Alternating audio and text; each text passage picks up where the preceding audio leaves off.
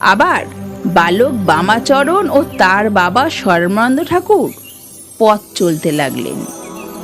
কিছু দূর গিয়ে বামা আবার প্রশ্ন করেন, আচ্ছা বাবা, মাটির ঠাকুর কি কথা কয়? বাবা বললেন, নিশ্চয় কন, তবে তাকে কওয়াতে হয়।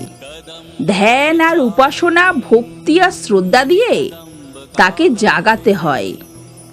মাটির মূর্তির মধ্যে প্রাণ প্রতিষ্ঠা করতে হয় অনেক সাধ্য সাধনা দিয়ে, তবেই মাটির মূর্তি কথা কন। বামাচরণের বিশ্বাস আরো দৃঢ় হয়। তাহলে চেষ্টা করলে মাটির মূর্তিকে কথা কওয়ানো যাবে।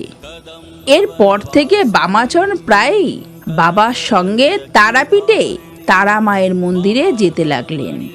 জয় মা, জয় মা তারা, জয় গুরু বামদেব।